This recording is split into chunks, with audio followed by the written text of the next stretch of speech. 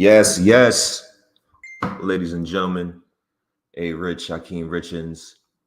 This is Built in Buffalo Tailgate Live, only on the Built in Buffalo Network.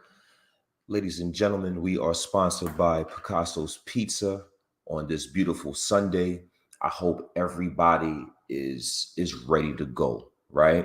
It's a big game, 1 o'clock. It feels like a primetime game, right? But obviously the schedule makers they have thoughts for later in the year, and I'm pretty sure they'll make up for it. But this game is like prime time television during a 1 p.m. slot, the Buffalo Bills and the Miami Dolphins. And we're finally going to get a chance to see how these two teams now mesh now that they're facing each other in this 2023 season. Um, the rivalry is restored within this division battle between the Miami Dolphins and the Buffalo Bills. Ladies and gentlemen, if you're watching on Facebook, please give this a like, please give this a share. If you're watching on X, please give this a like, please give this a repost. And last but not least, if you're watching on YouTube and haven't subscribed to the channel, please do so first, then give this a like.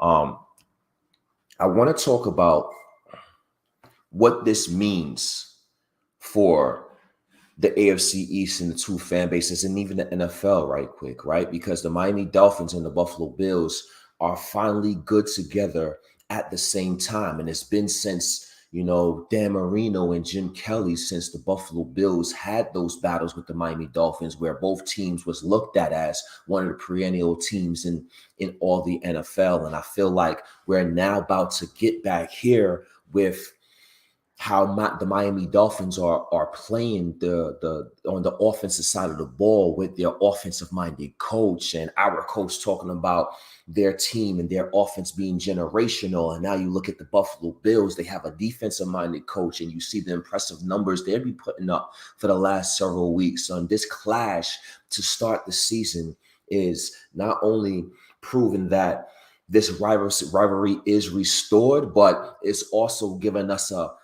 great chess match between an offensive guru and a defensive guru, right? And that's something that we've been arguing about the last several weeks, or even the entire offseason. What type of coach is the best type of coach to get? Is it the offensive minded and the offensive philosophy head coach that you want running your team, or is it the defensive minded, the defensive philosophy head coach running your football team? And we get to see those two clash today. So those are games between games that I am excited to see about as an NFL fan. So it's definitely going to be interesting to see how the Buffalo Bills defense squares up against that Miami Dolphins offense. And when we get into the Miami Dolphins offense, right?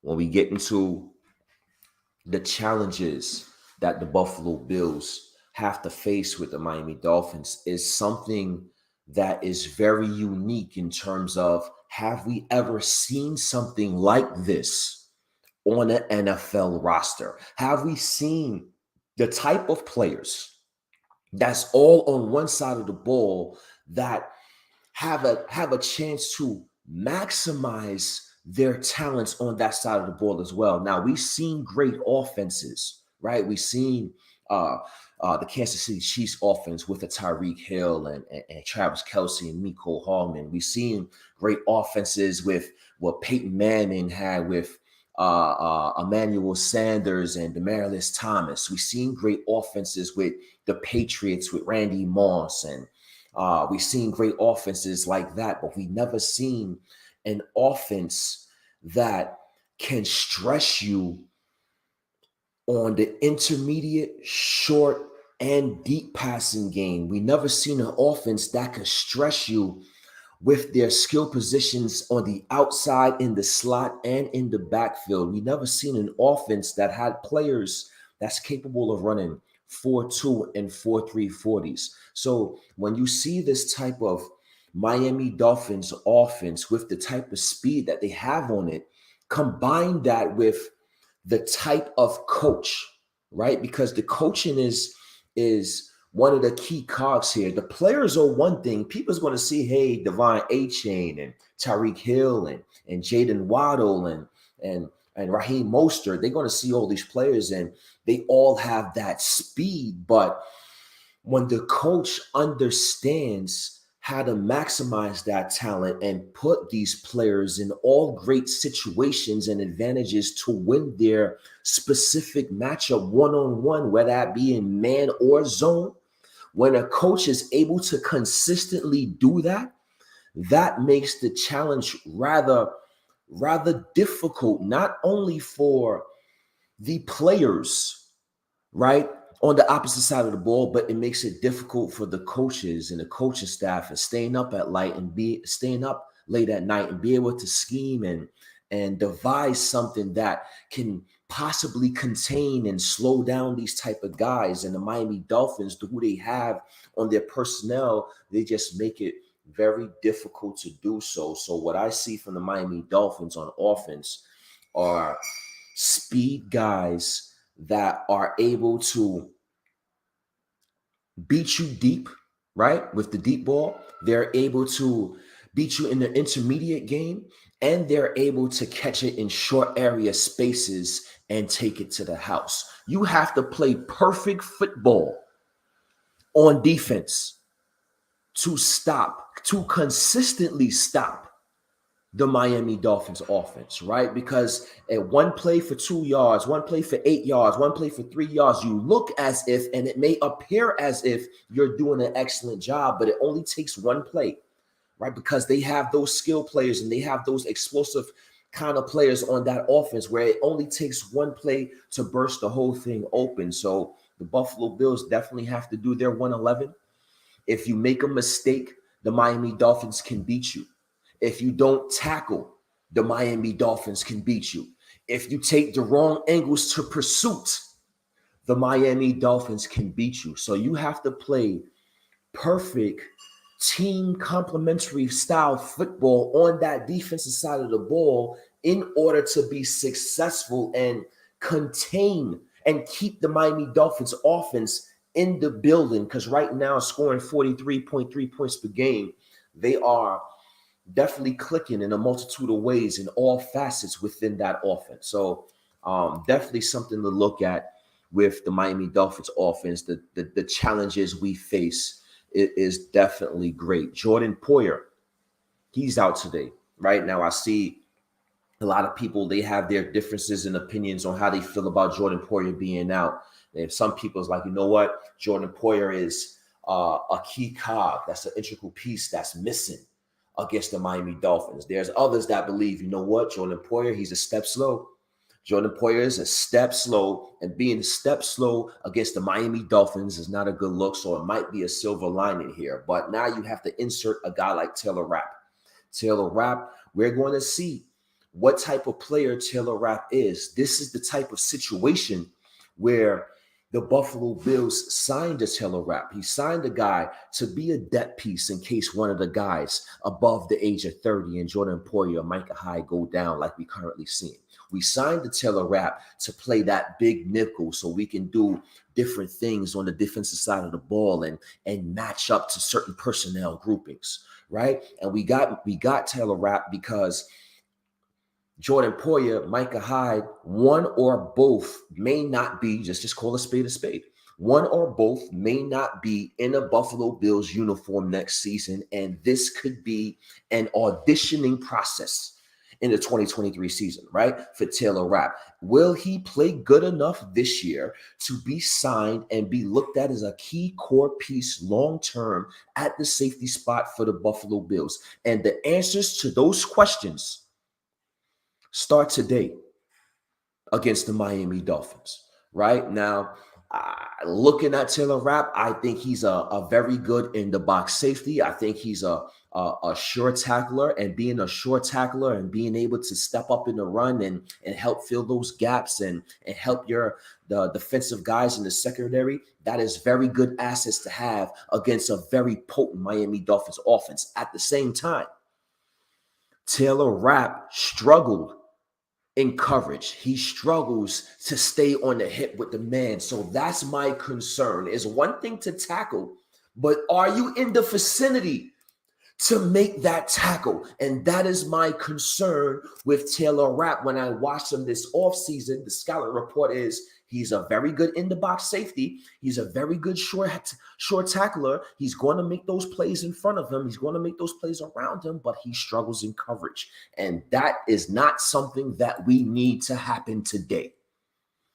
Struggling in coverage is bad news bears against the Miami Dolphins. So we're going to see what type of player is Taylor Rapp at the safety position is today, and we're going to see if he's indeed a one-year rental, or is he a possible core piece and a re-signable piece that can help us continue to sustain our success now and into the future.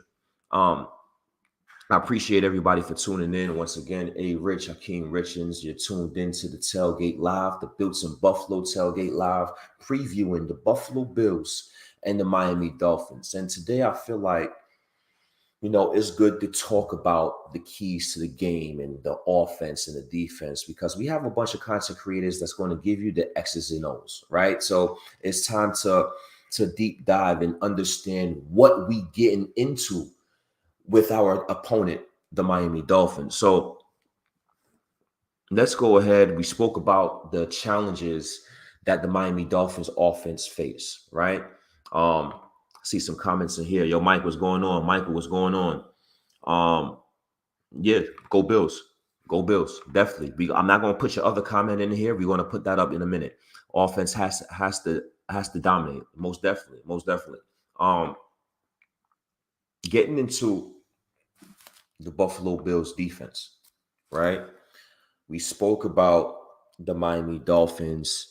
Sean McDermott calls the Miami Dolphins the offense revolutionary, right? So when you get your head coach, when it was one thing to see Eric Bieniemy gloss over Matt Milano, right? We see that all the time where coaches will compliment opponents that they are about to face. Eric Bieniemy glossed about Matt Milano last week, talking about how he's this great linebacker, and deservedly so, right? We've seen it with Robert Saleh a couple of years back when he was gloating about Tremaine Edmonds, talking about how big and fast and physical of a specimen Tremaine Edmonds was at the linebacker position.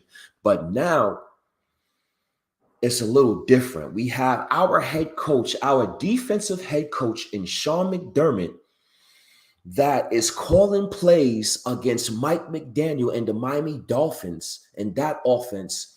And during the week, he called the Miami Dolphins offense revolutionary, right? And to me, that is some of the highest of the praises you can say about a particular player, a particular coach, or a particular team. When somebody or something is revolutionary, that means as, hey, we haven't seen anything like this before. This is something that is going to be trouble on our hands if we can't address this throughout the week. And now the Buffalo Bills had that week to look at film, to look at how they move on offense, to look at the pre-snap motions, to look at who goes in pre-snap motion, when they go in pre-snap motion, where they go in pre-snap motion. Are they going outside to the slot? Are we going in the backfield? Or they're doing jet sweeps? So the Buffalo Bills and Sean McDermott and that defensive staff had a week to look at film of 3 weeks for the Miami Dolphins. And now he has to put together a game plan in order to slow down this type of offensive juggernaut the Miami Dolphins have. But if it's anybody that can do that, right? If it's anybody that could slow down an offensive juggernaut, it's the mind, in my opinion at least. Tell me if y'all agree or disagree. Is the mind of a defensive coach in Sean McDermott. As much as the Miami Dolphins has played well, as much as that group has looked explosive, the Buffalo Bills on the opposite side of the spectrum, on the defensive side of the ball has looked every bit and every much as dominant on defense as Miami has on offense. 11.7 points per game given up throughout the first 3 weeks. That's second in the NFL. They have 7 interceptions through 3 weeks. That's first in the NFL. 9 takeaways, the lowest passer rating in the NFL, and they are second in sacks in 12 with 12. So the Buffalo Bills, we talk about the Miami Dolphins offense, but defensively, the Buffalo Bills are every much as dominant on defense as the Miami Dolphins are on offense. And it's crazy to see that through 3 games, and this is no disrespect to Leslie Frazier and his tenure, because he has multiple games under his belt. He has more than 3 games. He has a good sample size, so to speak, Leslie Frazier, of his defense. And overall, Leslie Frazier's defense for the Buffalo Bills was a very good one. Top 3 to 5 in the league during his tenure with the Buffalo Bills. But the style of how the defense is played, now we don't know where this Sean McDermott defense is going to end up statistically in the rankings at the end of the season. But thus far, through 3 weeks, stylistically, the defensive players, the schematics, everything looks a bit more aggressive, a bit more assertive, more of an attacking style defense, more of a defense that say, hey, we're going to dictate what we're doing. Where our defense is going to attack and dictate what you do on offense, as opposed to a Leslie Frazier defense that's going to read and react and let y'all, the offense, dictate what you do to our defense, and we read and react to what we see, right? That's what the Leslie Frazier defense was. And this year is like, Sean McDermott says, we don't give a damn what y'all doing. We're going to dictate what's happening on this field, and you're going to have to adjust based on the attack style defense we're playing. And that is something, that is the key difference in the Buffalo Bills defense with Sean McDermott and Leslie Frazier. And that is why you have players like AJ Epinesa making plays. You have players like Ed Oliver's popping out, and all of a sudden he's leading the NFL in pressures. You have players like Leonard Floyd with 3.5 sacks, and Daquan Jones balling, Terrell Bernard, and you have multiple players playing well on the Buffalo Bills defense. Everybody is literally doing their 111, and it's easy to say, hey, all these individuals is playing well at the same time. Ladies and gentlemen, it is not a coincidence. It is not a coincidence that all these players, now granted, Leslie Frazier had all pro play as well, right? Jordan Poyer and Micah Hyde and Matt Milano and Trey White. But Sean McDermott seems as if all his players, the star players, are playing like stars, and the role players are progressing into their roles, and they're doing it at a maximum level. And you are able to do that at a maximum level because of the style of defense that is being implemented on that side of the ball. And that is all Sean McDermott. And that is the reason why, yes, am I worried a little bit about the Miami Dolphins and their offense and what I've seen and what they've done? Yes. But I also have the utmost confidence in what our guys can do because of what I've seen and what we've done throughout the course of 3 games. Does that make sense?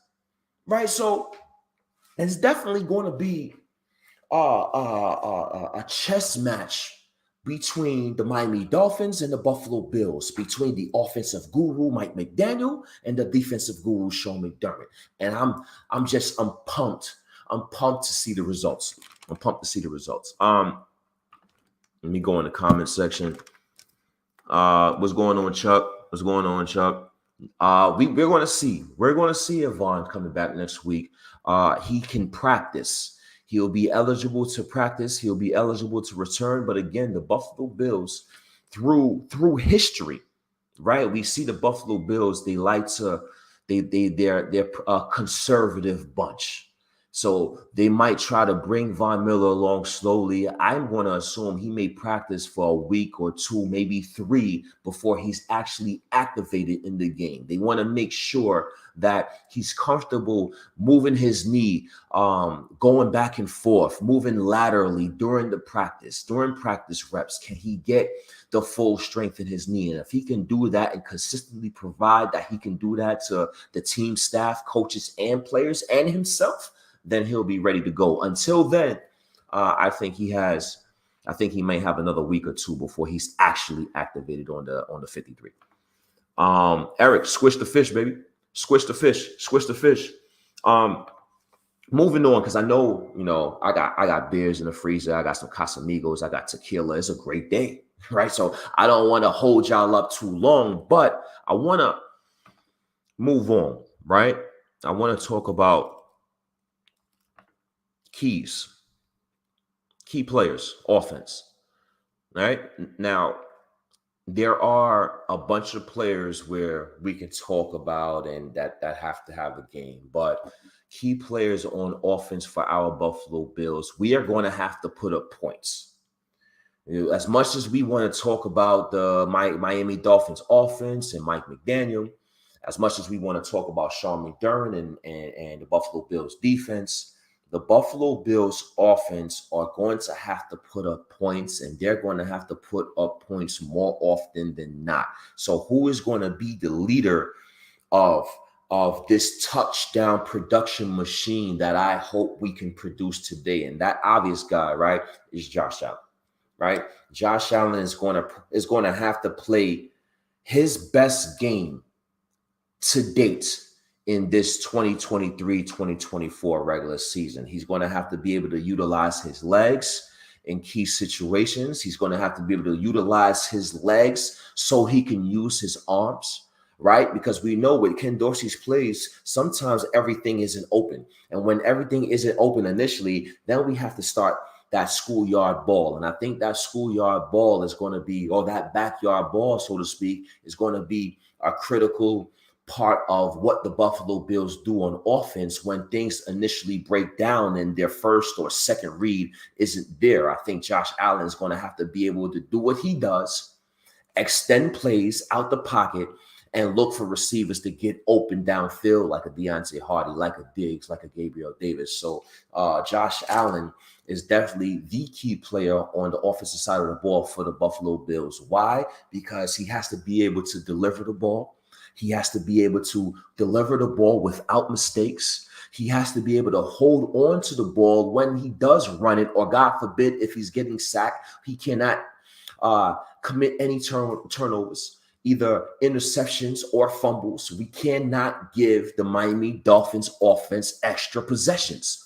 We cannot give the Miami Dolphins, I have to repeat it, extra possessions. Now, it's one thing. A lot of people say, hey, you got to run the ball with James Cook and keep the Miami Dolphins off the field. Hey, if you feel that that's part of the philosophy, then that's fine, right? I'm not scared of the Miami Dolphins. They are concerning, yes, but I'm not scared. And when I do things like run the ball probably more than usual just to keep the other offense, you kind of dictating that you want to keep the other offense off the field instead of saying, you know what, our offense is explosive and we're going to score every time we touch the ball. And I think that's the attitude and that's the mentality the Buffalo Bills offense has to take. We're going to score the ball every time we touch the ball, whether that's running or throwing, right? So Josh Allen is definitely going to have to be on his P's and Q's and play the best game of his season to date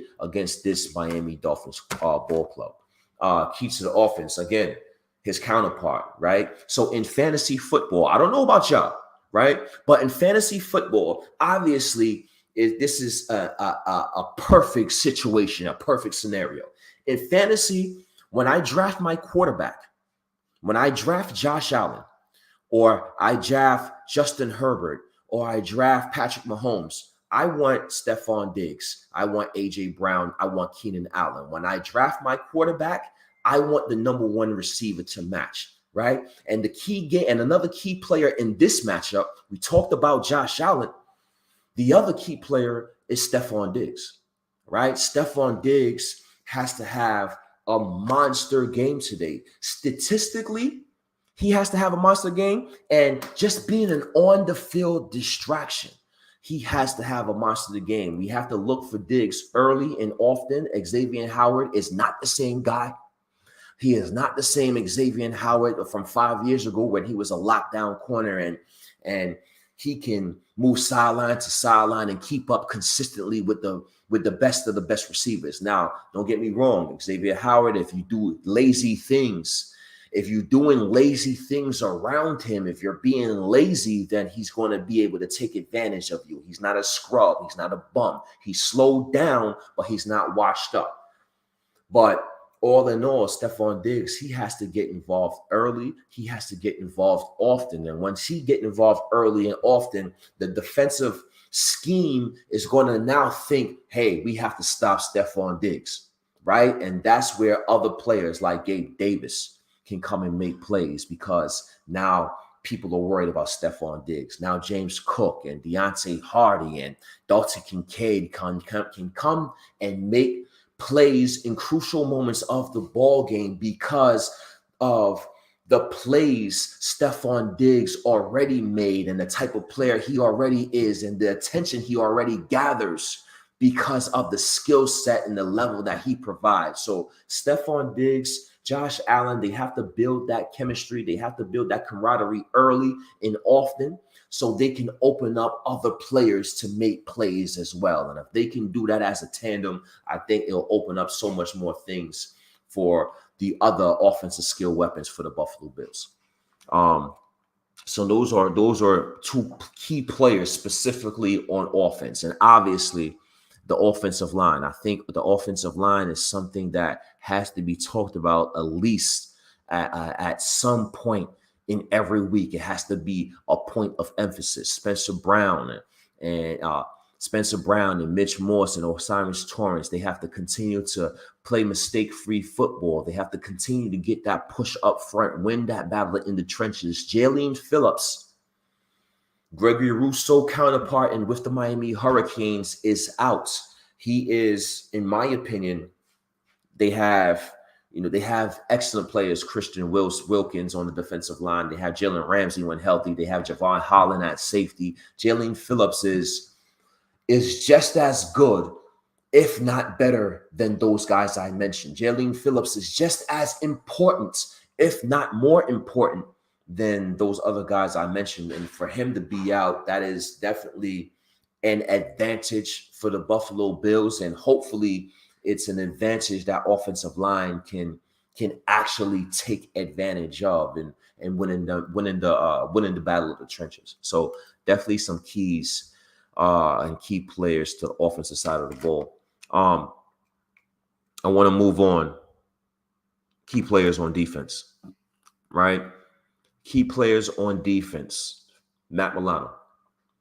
Matt Milano is going to have to show up and show out. Matt Milano is going to have to be that guy that's going to have to play sideline to sideline football. He's going to be in a lot of matchups where he's playing chess with Tua in that offense, and Terrell Bernard as well, right? When you're dropping back in coverage and you're reading to his eyes, and now you have to look for Tyreek Hill or Jalen Waddle or Mostert or Etienne across the middle, and you have to stay to their hip. And once they get the ball and they're in your vicinity, you have to be able to make the tackle in space, right? So the linebackers, Matt Milano and Terrell Bernard, those are players that are Terrell Bernard, AFC Defensive Player of the Week.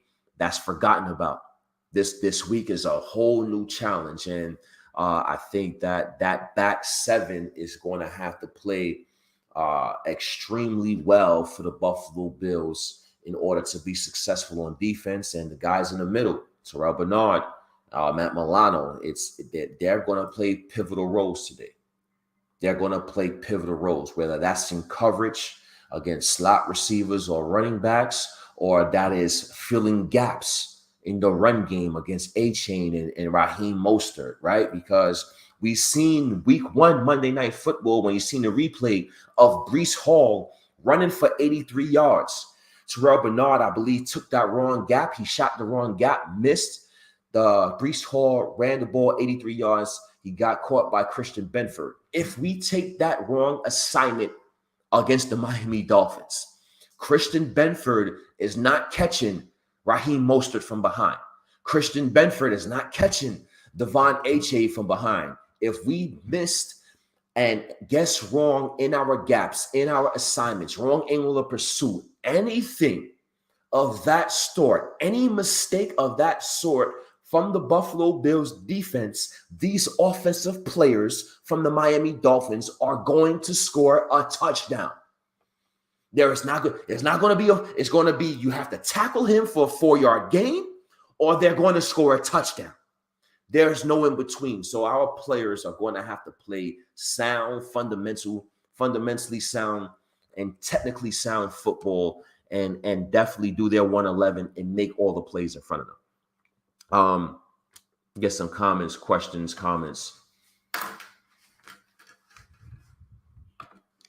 Chuck, Damar Hamlin he might.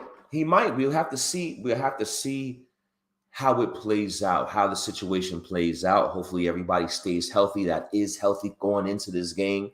We're going to see what's up with Kaiir Elam. Is this a game where Kaiir Elam, you would think, right? They have Tyreek and Waddle and Chosen Anderson and Barrios and guys that can do a multitude of things. You would think you would have a guy like Kaiir Elam in the 53-man roster or in the 47, right? Activated on the 47-man roster today. You would think. We know what Damar Hamlin is. We'll see how much playing time Damar gets throughout the course of the game. I'm pretty sure he'll probably be worked in on special teams, but we'll see if he takes a role in the Buffalo Bills defense today. We'll see if Taylor Rapp is now the Jordan Poyer for this game, and we're going to use Damar Hamlin like we use Taylor Rapp when we have Jordan Poyer healthy, right? So we're going to see how he's implemented in today's game. Yep, Rapp is going to have to ball out today. He's going to have to ball out today. He's going to have to tackle. All we hear about is Taylor Rapp. He's a good box safety. He's a good tackler. He's going to have to show those worths today. He's going to have to show those worths of being a good tackler and being a good box safety. But at the same time, he's going to have to show some coverage ability as well. He has to be in the vicinity to make the play. So can he stay in coverage? Can he stay to the hip or close to the hip of these Miami Dolphins receivers? Can he keep these Miami Dolphins offensive skill players in front of him in order to make the tackle? Because that was some concern I had with Jordan Poyer, right? And that's why people may say, hey, there's a silver lining with Jordan Poyer being out, because his angles of pursuits wasn't the greatest.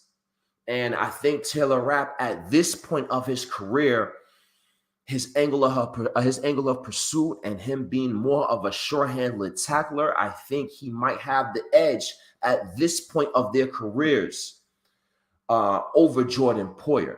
So we're going to see how Taylor Rapp performs in this game today. Getting back to it, right? Keys to the game. Now, I just alluded to players and what I think our players should do in terms of how to play this style of offense, or how we should do on offense and limiting mistakes and penalties and turnovers. Well, the keys to the game on the offensive side of the ball, just like I alluded to, no turnovers, right? The Buffalo Bills, they can't turn over the ball and give a team that just scored 70 points. The Miami Dolphins scored 70 points last week. That is the most points in the last 57 years. Miami Dolphins scored the most points we've seen in the NFL in the last 57 years.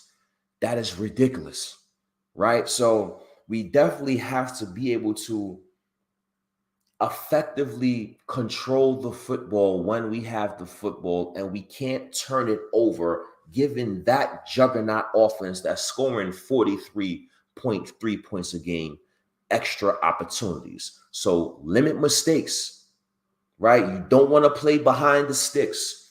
You want to play 2nd and 6. You don't want to play 2nd and 13. You want to play 3rd and 4. You don't want to play 3rd and 11.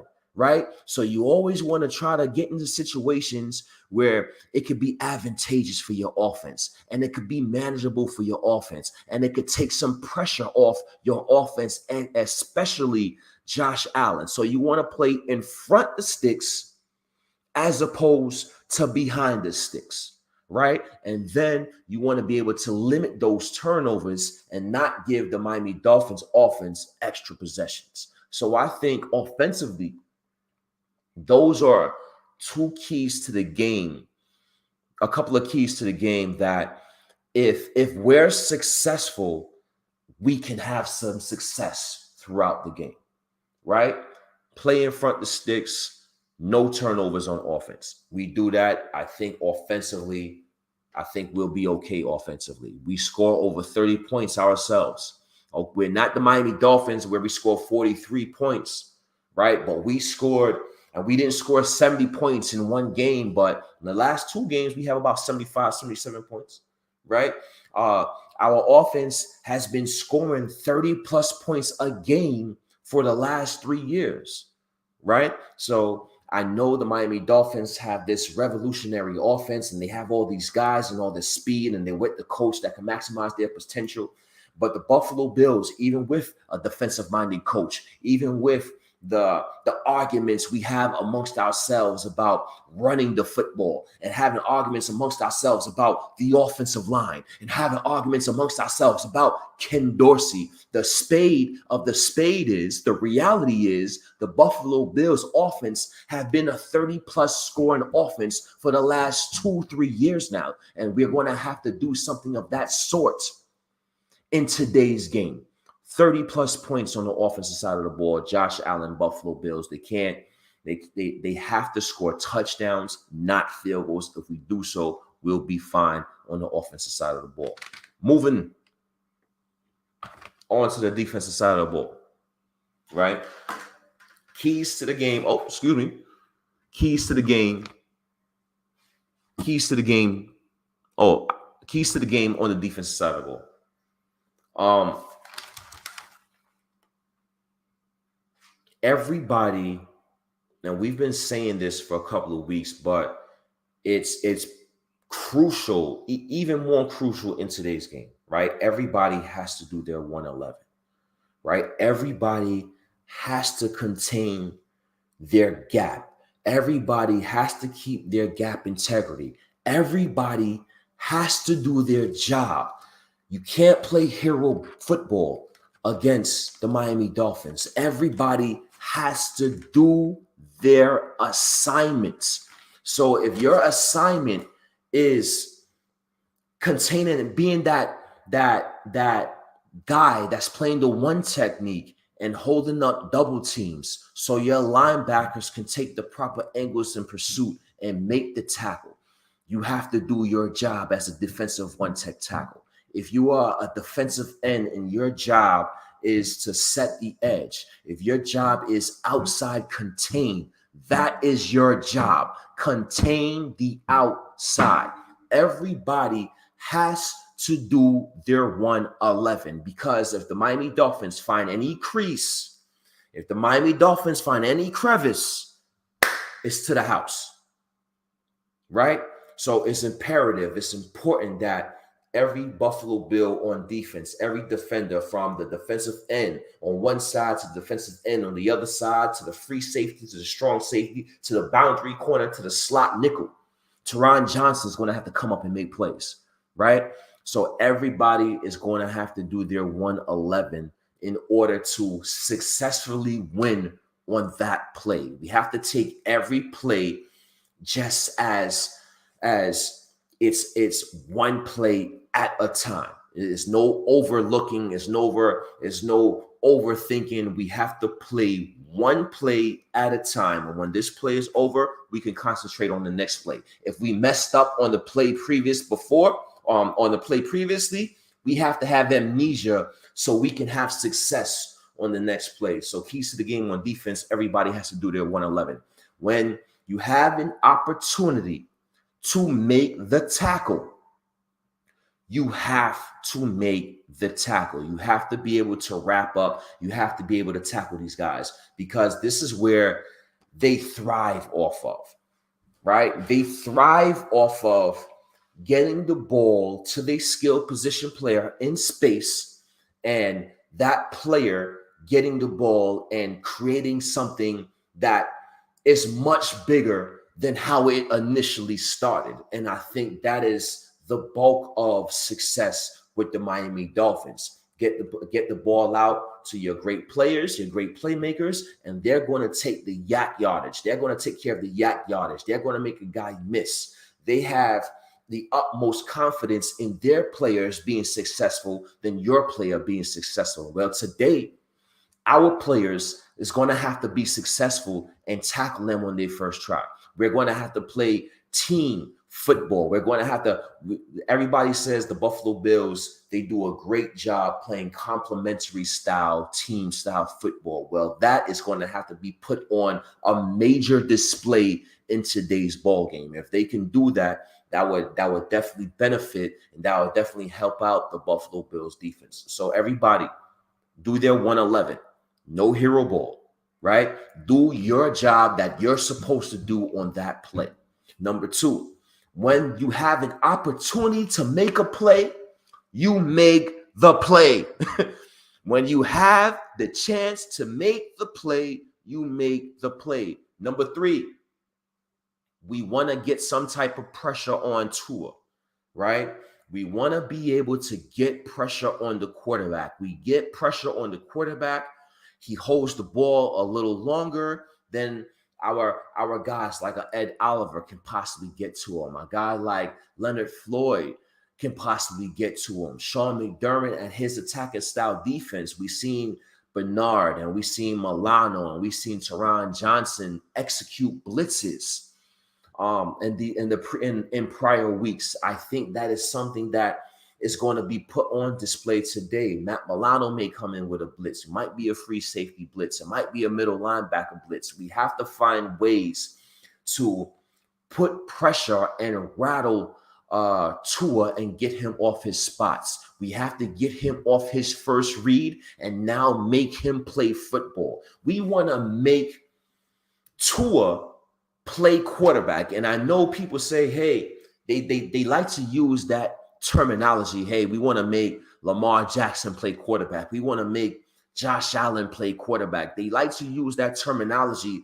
when you're facing running style quarterbacks. Well, guess what? The type of quarterback Tua is, where he wants to get the ball out quick and get the ball to his yak guys and go to his first read. And it makes everything a lot more easier for him, right? But when he cannot do that, when he can't go to his first read, now what?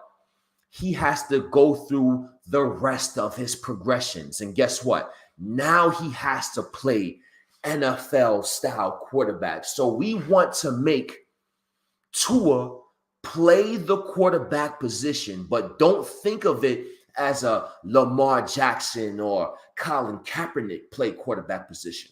We want Tua to play quarterback position in terms of going through the rest of his progressions. When his first read is not available to him, what kind of quarterback is he? Can he get and process to the second read quickly, to the third read quickly, to the fourth read quickly, to the check down quickly? How quickly can he process that when he's not in his regular system? And that's what we want to get out of Tua today. So keys to the game, everybody doing their 111. Keys to the game, everybody, please, when you have an opportunity to make the tackle, make the tackle. And keys to the game, get some pressure off Tua. Get him off his first read. Make Tua play the quarterback position. If we can do that, I believe it'll be successful. Questions, comments. Bobby says, keep ugly ass Tyreek in front of us. That's it right there, right? Keep Tyreek in front of us. And listen, Tre'Davious White. I think Tre'Davious White, coverage-wise, I think Trey White is doing a pretty doggone good job in coverage to start the season. I see him on the hips of defenders. He made an interception last week. I can't get mad at Trey White for the touchdown from Garrett Wilson. Garrett Wilson, week 1. That was just a hell of a play. Not a lot of receivers, not a lot of players are going to make that play. And you're not going to make that play every time if the football is thrown that way 10 times. You're not going to make that play 10 out of 10 times. Right? Trey White is doing a pretty damn good job in coverage, but he has to be able to tackle. Trey White, you have to be able to tackle this game. I've seen him miss several tackles throughout the first 3 games. I don't know the PFF grade, but I'm pretty sure if I look up Trey White in PFF and I look up his tackling grade, I'm pretty sure it's porous because I've seen it with my own 2 eyes. This game cannot happen. Poor tackling cannot happen against Tyreek Hill. If you have Tyreek Hill and he slips from Trey White's grasp, Tyreek Hill is making a house call. So it's imperative, it's important, it is monumental that not only Trey White, but Kyer Elam, Dane Jackson, Christian Benford, Taylor Rapp, Micah Hyde, all our secondary players, when you have an opportunity to tackle the ball carrier, you have to make that tackle. Because even if you aren't the last line of defense, with the Miami Dolphins speed, you have to approach it as if you're the last line of defense. And if you don't make this tackle, these guys are gone. So everybody has to do their 111 and make the play tomorrow and make their play later today. Last but not least, predictions. Big game for the Buffalo Bills. If there's any team that is capable of slowing down the Miami Dolphins in this offense, is the Buffalo Bills defense. And I'm pretty sure the Miami Dolphins fans and their team and their organization say the same way. They had some success last year against the Buffalo Bills when they wasn't even as good as this year, right? They had success last year when they beat the Buffalo Bills in Miami. They had success last year. The Buffalo Bills won, but they only won by 3 points later in the season. Buffalo Bills only won by 3 points in the playoffs last year, and that was without Tua. And now they feel that they made some significant upgrades and improvements, so they want to come out to Highmark Stadium /One Bills Drive and make a statement. And all their fans are confident and hype and think they're going to come right into One Bills Drive and do so. And today is the day where we have to put the entire NFL on notice. Today is the day where all the talk and all the hype about Miami Dolphins and 70 points and being generational and being this all-worldly offense, we have to put that to a stop today. We are still the Buffalo Bills, and I believe the Buffalo Bills are being overlooked. I believe the Buffalo Bills bus is a little bit lighter this year because they didn't win the Super Bowl last year, or they see the friction between Stephon Diggs and Josh Allen, and they see what's going on with the rest of the AFC East and other guys improving their teams and improving their rosters. So I think the Buffalo Bills are being overlooked in a way to a lot of fans, to a lot of naysayers, to a lot of people that is not Buffalo Bills fans around the NFL. And today is a day where people are going to want to come back on that bus, right? Today is a day where the Buffalo Bills are going to prove that they are still one of the best teams. They are still one of the elite teams in the NFL. And you can overlook us all you want, but this might be the way we like it. And I'm looking for a huge response from the Buffalo Bills today. 38-35 in thrilling fashion, the Buffalo Bills over the Miami Dolphins. I think it's going to be a hell of a game. I think it's going to be one of those games that's going to be exciting. That's going to be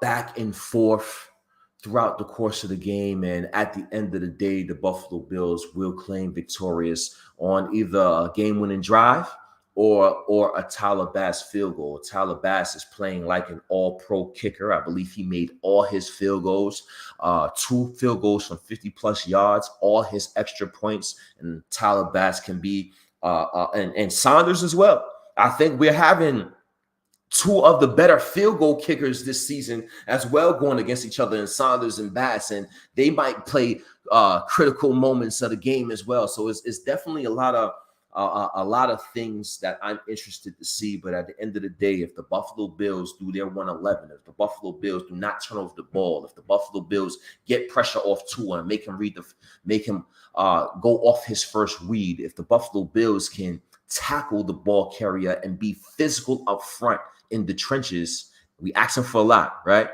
But I think all those things the Buffalo Bills are capable of doing. And if we do that, we will be victorious. Buffalo Bills 38-35 over the Miami Dolphins. We'll see what happens. I'll be back for our post-game report. Myself, Izzy, tonight, 7 p.m. We'll be breaking down what happened between the Buffalo Bills and the Miami Dolphins. Hopefully, it would be in impressive, victorious fashion as opposed to talking about how we lost this game. So stay tuned for the post-game show. Myself and Izzy, everybody that tuned in, I appreciate y'all tuning in to the Built in Buffalo Tailgate. I am your host, Arich Richens. If you don't know the Built in Buffalo brand by now, please get to know us. We'll see you later on tonight. Once again, go Bills.